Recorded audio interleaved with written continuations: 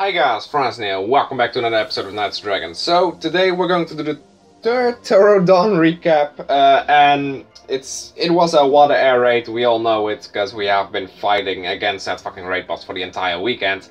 But well, before we actually begin the video, I want to talk about some alliance and personal alliance stuff. Now, my branch was alliance with the First Order, and we are currently, or we have left the First Order yesterday, and unfortunately we lost some guilds in the process. But that's what you need to when you take a risk. You know, there's always some other things that people don't agree with, and unfortunately we lost 2 guilds thanks to that. But that's just mainly because of the politics, you know, that's behind with the alliances. They don't see why it's better in NWO, because that's where we are heading to as of now. So we are moving from the First Order to New World Order.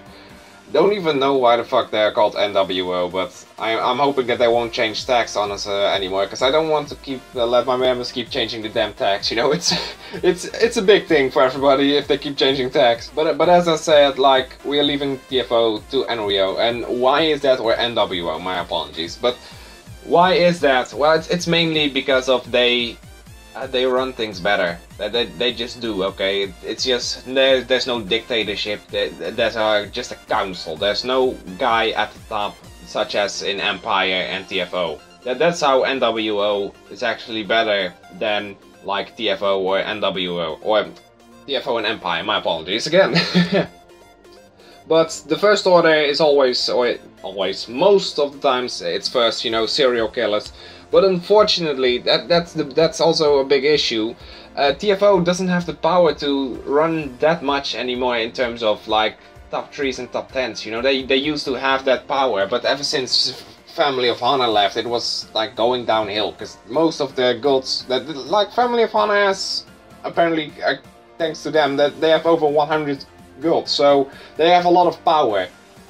But you can clearly see that in the TFO runs as well, that ever since Family of Honor died, it just kind of died down, it just went downhill from there, because the only thing that you see here is, like, serial killers, the power hitters. But according to my intelligence, there's no other TFO run in the top 10. It's only the number 1. That's like the top, that's the only top 10 they have, the number 1.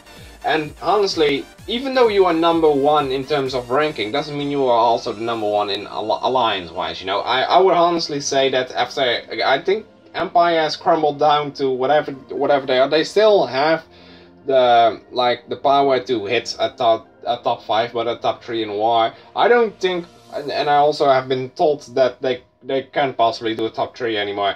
At least not if they gem that heavy. But hey, that's some personal stuff. So serial killers, as I stated, it's the only, like, literally the only TFO guild in top 1, and that's why I'm leaving TFO. You know, I want to give my members the best top runs out there, and I don't even think that many of my people actually do run, like, top 10 or a top 3. My apologies again. Jesus Christ, I said too many things wrong here. But none of my people actually does run top 1 all the time, you know. So, and if my members want to run top 10 and TFO doesn't have anything to run top 10, what am I supposed to say to my members?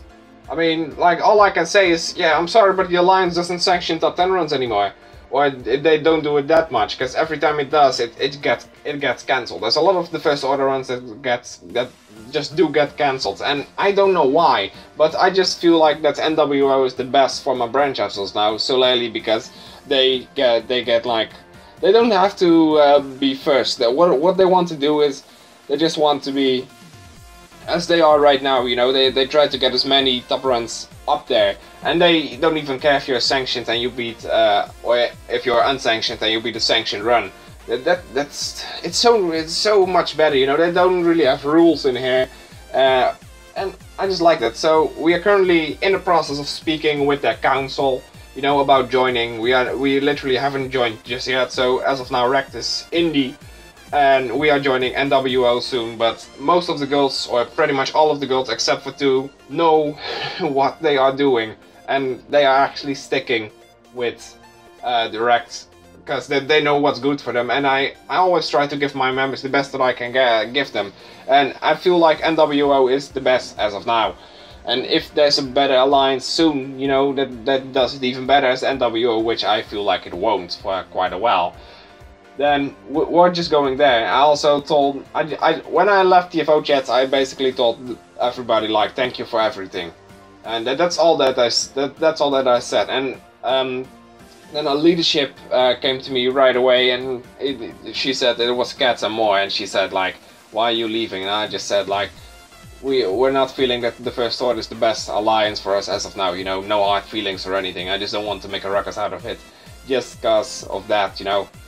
And she just understood, you know, and that's why I feel like that Cats and More is one of the better leadership in the First Order as of now. Like, there's two leadership that I mainly always used to talk to, that being Master and Cats and More, as well as Ghosty, by the way, and those three are the better leadership for my end, because sometimes you PM leadership, you talk to leadership in the First Order, and they don't even like that. I don't even know, but they don't even read it. It's like they don't even see it. You know, that's a big problem for me. Like every time I try to PM a little moderator from the First Order, you know, I usually just go to Master or the other two that I just named right away, because I know that those two or those three will actually get back to me as soon as they can. But enough. As I stated, Serial Killers, Dark at Night, Fateful Uprising, Spirit Kings, Rise of the Sith, German Masters are the ones that didn't make it. Yeah, that's expensive, that's really expensive. Canadian Bacon Crew, Demonite Legion, Grim Reapers Reject, Hostile Takeover, and the top 10 was clean for once. Then we have The Corp, Greek Geeks, Epic Italia, Q-Mob, Athena Rising, Italian League, Fallen Angels, Armor Killers, Wolfden, Artex Circle. I do see them a lot as of lately, Artex Circle. Unity, always up in top 50. Justice League, Supernatural.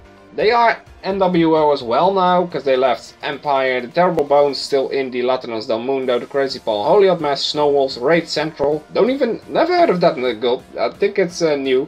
German Family and Knights World Order didn't make it. It's a shame, of course. It usually is a shame with when you barely or just don't make it in time. And like I said, it's just bad, you know. You just spend so much gems on your top 5 and then you get number 6. My apologies to German Masters for not making it, but maybe you need to gem even more next time.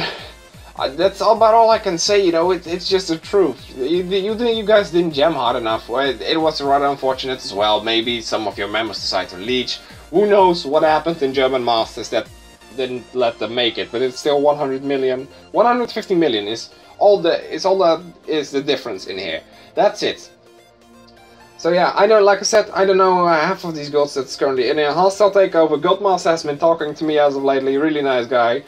And yeah, I just like that the most random people come to me and say like, hey, how you doing, you know, and it's just from all over. Like, the Guildmaster of Ultimate Zen, Mark, came to me, completely random, and now we are quite good friends.